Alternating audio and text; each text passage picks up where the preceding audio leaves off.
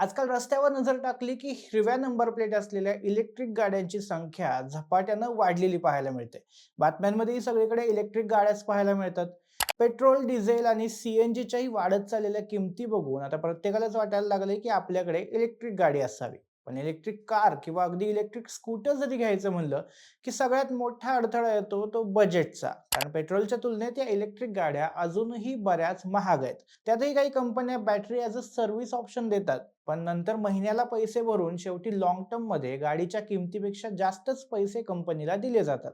याच कारणांमुळे आता सेकंड हँड मार्केटमध्ये इलेक्ट्रिक गाड्यांची मागणी हळूहळू वाढू लागली आहे. पण खरं तर सेकंड हँड इलेक्ट्रिक गाडी घेण्याबद्दल लोकांमध्ये काही गैरसमज किंवा एक भीती देखील असते.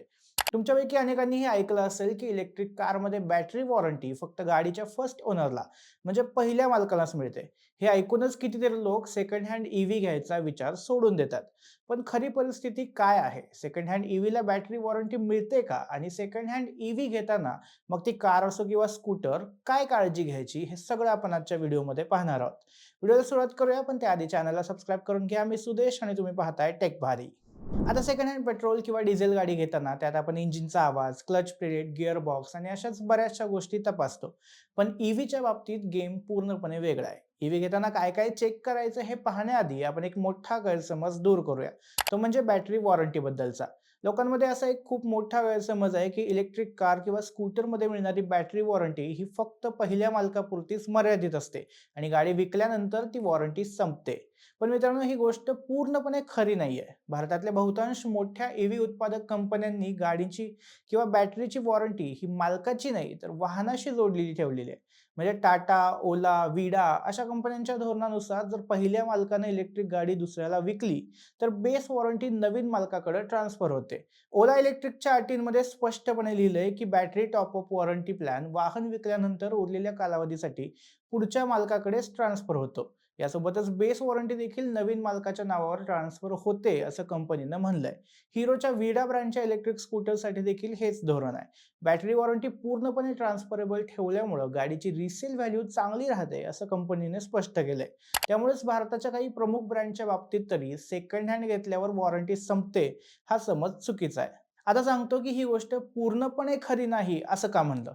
वॉरंटी ट्रान्सफर होते ही गोष्ट खरी आहे, मात्र नेहमीच ती जशीच्या तशी मिळेलच याची खात्री नसते.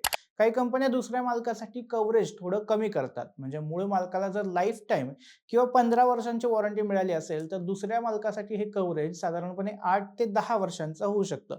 किंवा मग किलोमीटर्स पहिल्या मालकाला जास्त मिळत असतील तर दुसऱ्या मालकाला कमी मिळतात. यासोबतच वॉरंटी क्लेम करण्यासाठीचे नियम आणि अटी देखील सेकंड ओनरसाठी जास्त कडक असतात.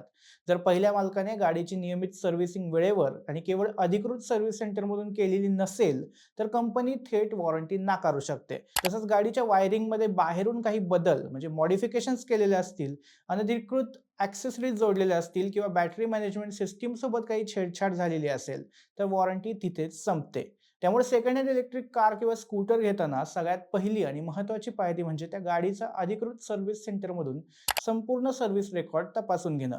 डॉक्युमेंट्सवर सगळं व्यवस्थित असल्याची खात्री केल्याशिवाय ईव्हीचा व्यवहार पूर्ण करू नका. वॉरंटीच्या बाबतीत सगळ्यात महत्त्वाचं म्हणजे ही वॉरंटी आपोआप ट्रान्सफर होत नाही. वाहनाची मालकी बदलल्यावर ही प्रक्रिया कंपनी किंवा डीलरकडे अधिकृतरित्या नोंदवावी लागते. म्हणजे आरसी ट्रान्सफर झाल्यानंतर संबंधित कंपनीच्या सर्व्हिस सेंटरला कळवून कागदपत्र अपडेट करून घ्यावे लागतात. जर हे केलं नाही तर टेक्निकली वॉरंटी असूनही क्लेम करताना अडचण येऊ शकते. त्यामुळे सेकंड हँड ईव्ही घेताना सेलरकडून वॉरंटी सर्टिफिकेट आणि सर्व्हिस हिस्ट्री आवर्जून मागून घ्या. कारण सर्व्हिस रेकॉर्ड नीट ठेवलं तरच ट्रान्सफरची प्रक्रिया सुरळीत होते. आता स्कूटर्स बद्दल बोलूया. इलेक्ट्रिक स्कूटरच्या बाबतीत ही जवळपास परिस्थिती सारखीच आहे, पण थोडेफार बदलही आहेत. मोठ्या ब्रँड्समध्ये म्हणजे ओला, विडा सारख्या कंपन्यांमध्ये बॅटरी वॉरंटी ट्रान्सफरेबल असते. तर काही छोट्या किंवा कमी ओळखीच्या ब्रँड्समध्ये ही सुविधा अवेलेबलच नसते किंवा अटी वेगळ्या असतात. इलेक्ट्रिक टू व्हीलरच्या बॅटरी वॉरंटीचं ट्रान्सफर धोरण हे कंपनीनुसार बदलतं. काही ब्रँड्स ट्रान्सफरला परवानगी देतात तर काही मूळ मालकालाच एकमेव लाभार्थी ठेवतात. त्यामुळे स्कूटर घेताना ब्रँड कोणता आहे हे बघून त्यांच्या वेबसाईटवर किंवा सर्व्हिस सेंटरला थेट विचारून वॉरंटी पॉलिसी नक्की करून घेणं गरजेचं आहे. आणखीन एक फरक म्हणजे फिक्स्ड बॅटरी असलेल्या स्कूटर्स आणि स्वॅपेबल बॅटरी असलेल्या स्कूटर्स यांच्यात वॉरंटीचं गणित वेगळं असतं.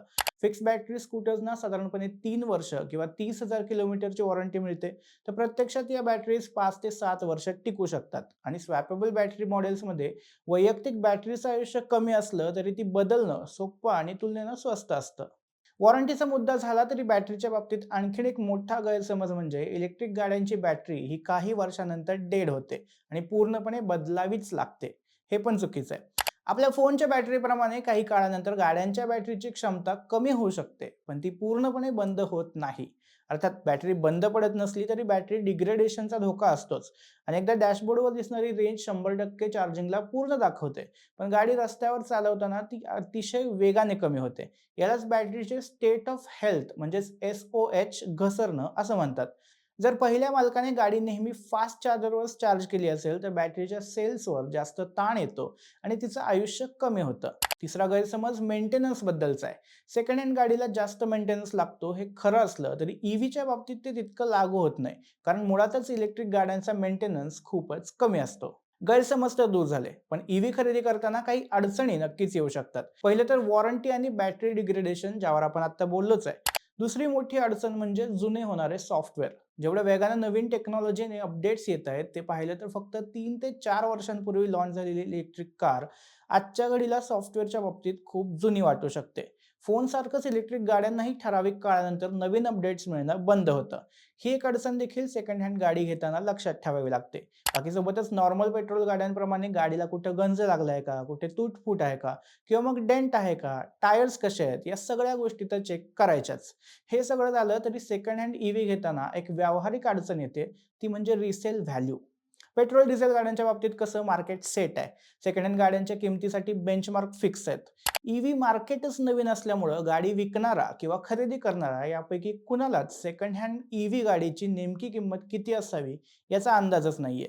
आणि मग यातूनच आपण आपल्या मेन मुद्द्यावर येऊयात, की एवढ्या सगळ्या गैरसमज आणि अडचणींनंतरही सेकंड हँड इलेक्ट्रिक गाडी घेणं परवडतं का? खरं तर आतापर्यंत व्हिडिओमध्ये फक्त अडचणीच ऐकून कोणालाही वाटेल की हा चांगला ऑप्शन नाहीये. पण तसं नाही. सेकंड हँड इलेक्ट्रिक गाडी घेणं हा चांगला ऑप्शन ठरू शकतो, जर काही अटी लागू केल्या तर. याचा सगळ्यात मोठा फायदा तर किमतीचा आहे. नवीन ईव्हीच्या तुलनेत सेकंड हँड ईव्ही अगदीच स्वस्तात मिळू शकते. रनिंग कॉस्ट तर आधीपासूनच पेट्रोल, डिझेल आणि CNG पेक्षाही कमी असते.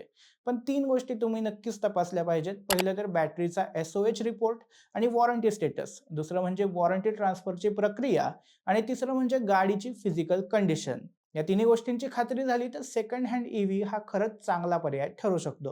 बाकी तुम्ही जर लकी असाल तर तुम्हाला कदाचित सेकंड हँड गाडीच्या सॉफ्टवेअरमध्ये काही वर्षांचे अपडेट्स देखील मिळू शकतात. तर मित्रांनो, ईव्ही मार्केट आता बूम होतंय आणि त्यामुळे सेकंड हँड इलेक्ट्रिक गाड्यांचा पर्यायही लोक आता एक्सप्लोअर करतायत.